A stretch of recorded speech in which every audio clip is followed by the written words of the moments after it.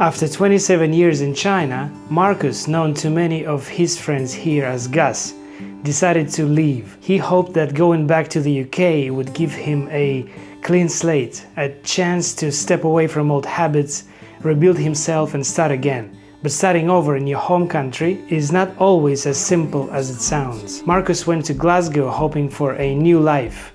What he found there made him look at China and at himself in a completely different way. Let's hear out his story. About getting out of town.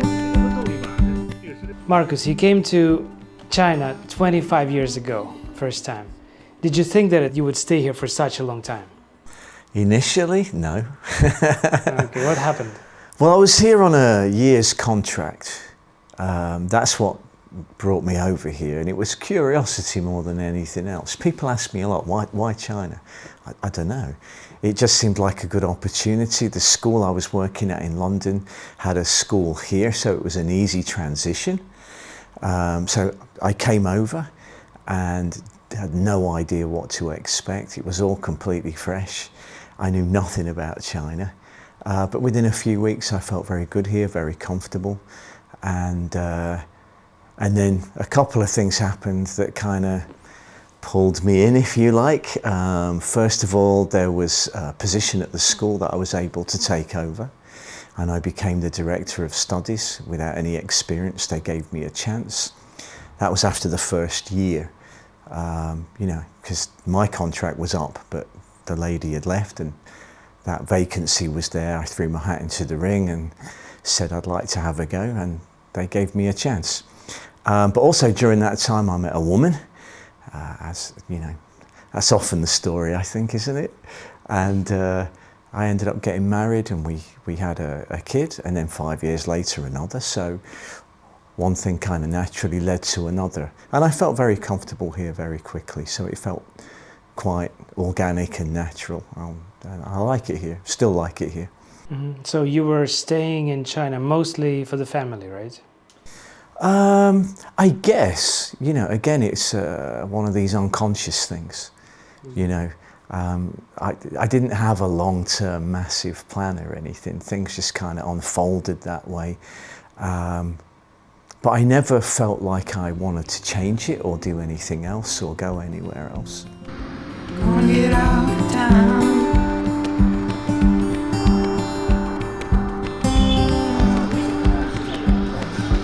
Marcus, I knew you as Gus all the years before you left back to Scotland, and when you went back, you asked all your friends to call you Marcus, which is your real name. So Gus was your nickname, right? Right. And for me, when a person does that, it means that this person reevaluates things inside him. How did that happen? Was it?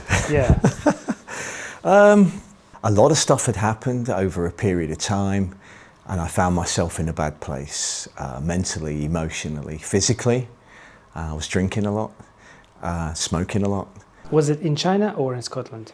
No, this is before I left. Before you left? Yeah, so I'm not going to get into what led me to there, but some good things happened, but some bad things happened too, and I found myself a bit lost, I think. Let's just keep it simple, I guess, a bit lost. And I got this job opportunity to go to Glasgow, and I took that because I thought a new start. It was a way to get my younger daughter into the English education system.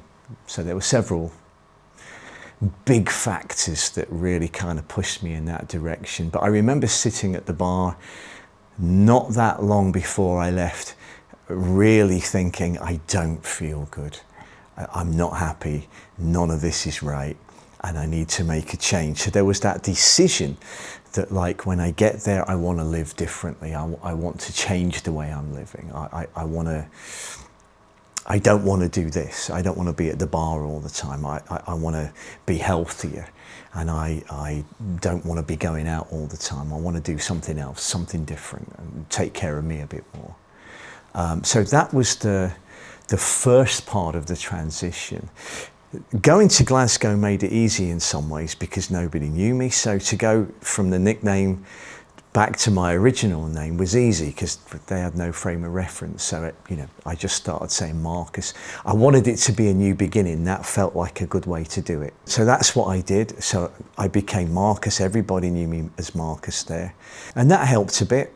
But there was a lot underlying there in terms of, how I was, my mental state, my spiritual state. I was not in a good place. So I needed to get that right. But that didn't come easily or naturally. There was a fairly long process that the quitting drinking when I got there was the first step. I don't actually know how I got through the first 5 or 6 months because everything that could have gone wrong when we got there went wrong. And it was horrible, and I did not cope well. And I was doing all this sober for the first time in many years. So there I am in Glasgow dealing with a lot of crap and trying to handle it psychologically and emotionally, and I didn't handle it well. I had several meltdowns. But then around 6 or 7 months later, I started to feel a bit better. There was a shift, a change in me. So again, this all kind of fit in with the change, like the cut off from Nanjing to going somewhere else. And finally, things started to get a little bit better. And I started to sort myself out. I did get some help. I'm not ashamed to say that because I think that can be a bit taboo, and I think people probably should reach out for help more often than they dare. So if this helps people to say, oh, maybe I need help, that might be a good thing, right? So I'm not afraid to say that out loud. And that really helped. So I was able to deal with some deep issues that I'd carried with me for some years. And it helped me to kind of close the book on that. So again, we're into this idea of starting a new chapter. So it all felt right. It all felt like being Marcus was the better way to do that.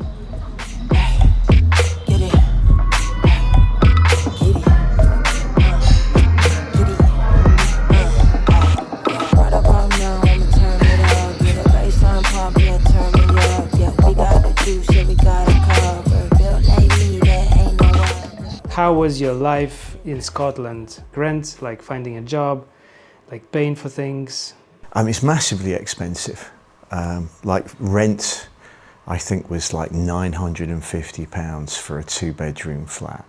In terms of transport, I found the public transport quite convenient, not cheap, right? So there's that aspect of it. I either walked most places. Job market. That all went wrong, and I found myself unemployed, and I had to sign on.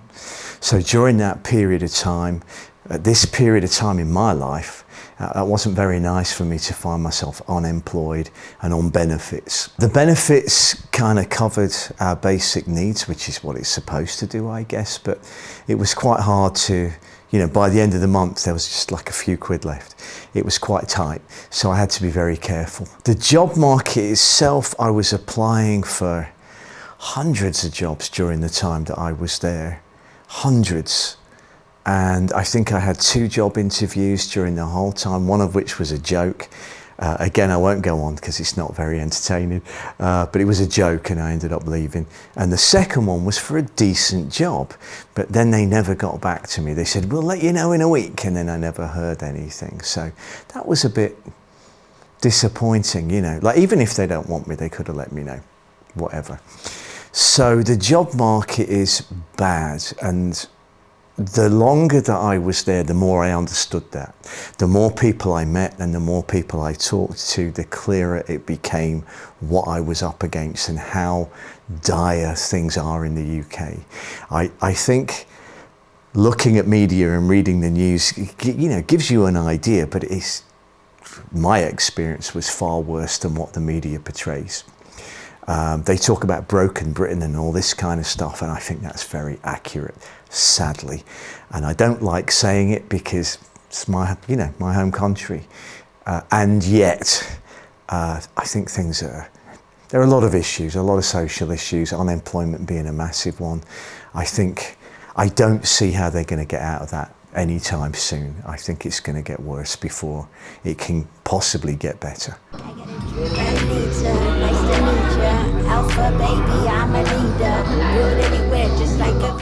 How safe was Scotland comparing to China? You know, I was really nervous about this aspect of going back to, not the UK, but Glasgow specifically. I don't know if you know a lot about Glasgow, but going back, remember I left 25 years ago, right? Now, at that time, it had a pretty rough reputation. So I was a bit nervous about that, but I'm fortunate that I have a friend here who's from Glasgow and was able to talk to them, and he made it clear that Glasgow's come a long way and it's not as bad as it was. That helped me a bit, but I was still apprehensive. There were elements, you know, like, I think when we first moved into the flat, I was kind of expecting, you know, people to be loud and knocking on windows and on our door, and it might be a bit scary, but that never happened, right?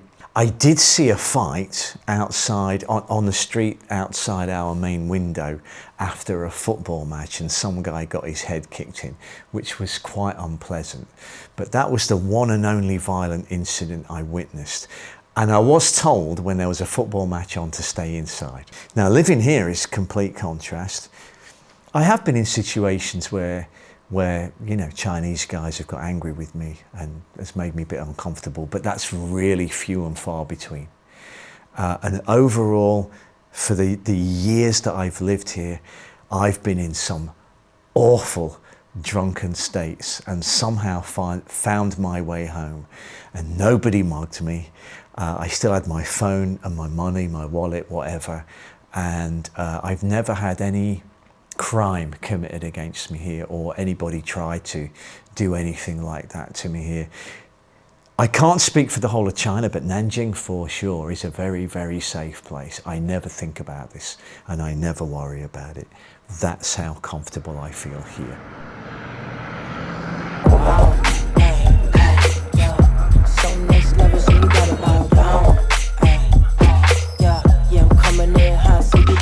At what point of your living in Glasgow you understood that I gotta go back?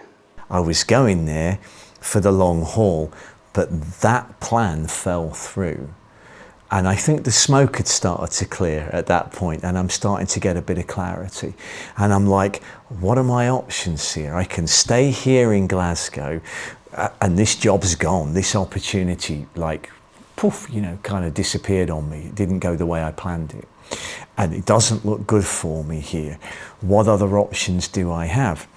You know, and I know people here, I have connections here, and I started to entertain this idea. But there was a bit of push and pull, because I've got my two girls in the UK, right? They're 19 and 24 now.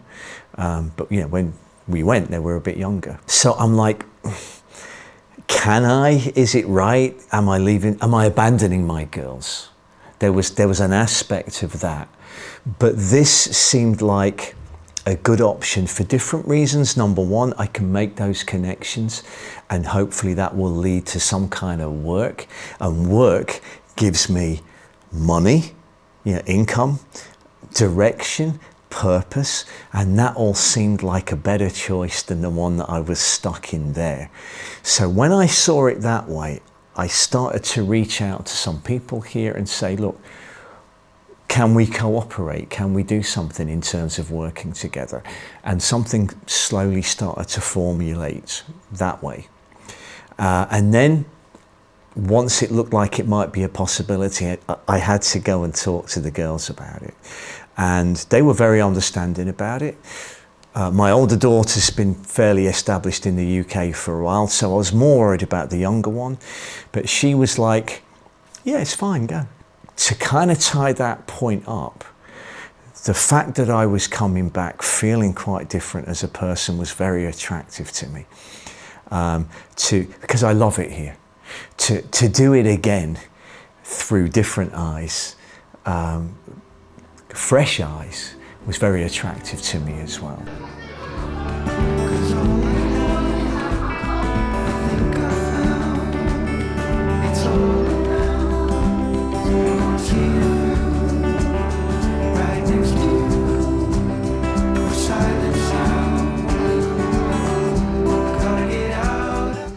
Marcus's story is not really about whether China is better than the UK or the other way around.